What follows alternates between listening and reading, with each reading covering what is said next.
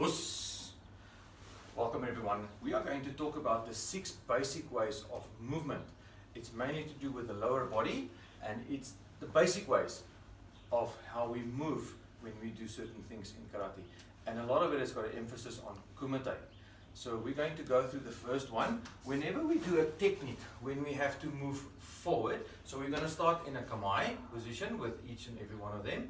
So whenever we do a stepping motion, so in this case moving forward, think of the F, to remember it like this, forward, fumidashi. So from here, you're moving with your back leg, so always compressing, so stepping forward. The waza, the technique that you perform when you move, can be anything, so it's just mainly to do with the lower body and the ways of movement.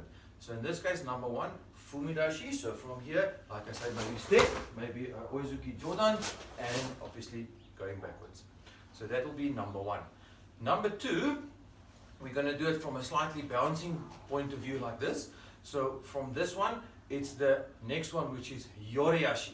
Yori Ashi implies that your feet stays the same equidistance between each other, like this. So what you want to try and do is to push off the back leg, again that compression feeling. And when you are going to compress, you're going to move with your body forward, and then you can move backwards again. So that one, Yori Ashi, so moving, moving. You will recall in Heian Sandan, we do Yori Ashi as well, but slightly more basic. So as the right foot moves, the same distance the left foot will come in to go to move 20, which is the end of Heian Sandan. But from a kumite perspective, slightly more freestyle, and then feet stays the same distance, like I say, attack and attack. So this one, Yori Ashi. Number 3, Suri Ashi, superimposed step, in other words. So your back foot is now going to do all the work, and I will show a little bit later where we use these. So from here, again compression, and you will use your hip to get your foot almost in high sokodachi, which is feet together position like this. So that from here, you can slip step and attack and slip step back again. So this, from here, moving, attacking, and slip step backwards like this. Suri Ashi number 3. Number 4, Tai Sabaki. Think of breaking the line. So I'm going to show you 3 different variations of Tai Sabaki. I'll face the camera. So the first one, this is your Jiko Ashi leg, the pivoting leg, and you're going to work around this pivoting leg. The counter attack or the attack can be Senosen or Gonosen, because we do Tai Sabaki in our Kion Ippon kumite. You will recall we do it from the Yori position here in Shizentai. The person attacks, and from here we're breaking the line by using the hips, maybe like Soto Uryuki, in this case Gonosen, and then to counter attack. In kumite scenario, from a kamae position, this is your Jiko Ashi leg, the pivoting leg, and maybe from here, as you break the line to move out of the way, you can do a Senosen attack. So as the person attacks, same time as he attacks, you're breaking the line. The other version, also in Kyo Nippon Kumite, for the Maigiri attack, we're also breaking the line, Tai Sabaki, maybe like a Gerenbarai, to do Gyakuzuki counter attack. Fighting perspective, from here, same here, so Tai Sabaki, breaking the line, attacking, or counter attack. And in the third version, also Tai Sabaki, now the Jiko Ashi leg goes behind, and your right leg will become the Jiko Ashi leg, the pivoting leg. So you'll take it all the way around, maybe like this, maybe Uraka Uchi strike as your counter attack. So the various ways of Tai Sabaki, breaking the line. Then the next one is Kirikae. Kirikae, cutting. So what you're trying to do is one of 2 ways as well.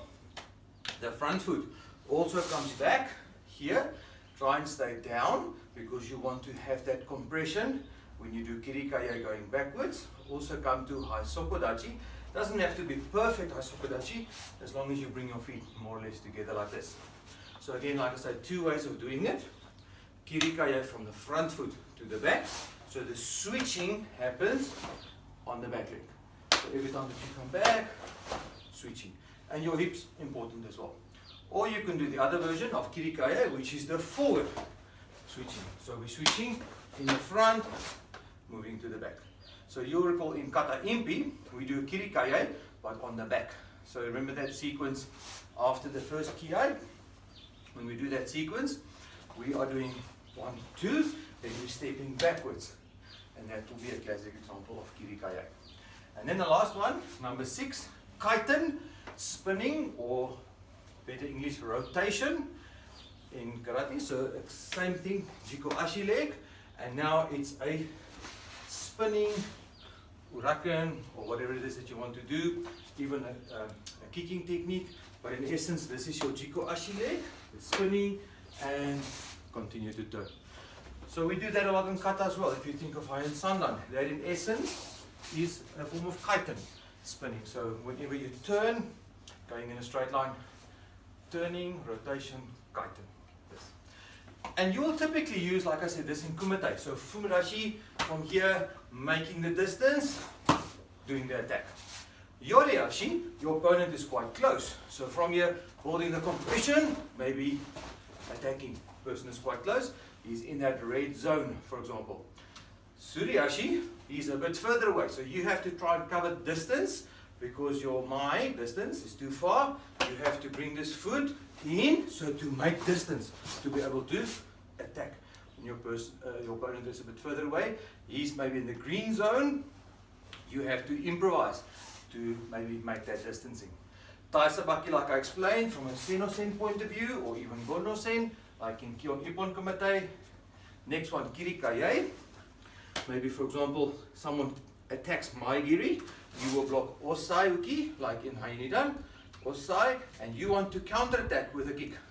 So maybe from here, you block the kick, and changing legs by counter-attacking with your kick to follow up.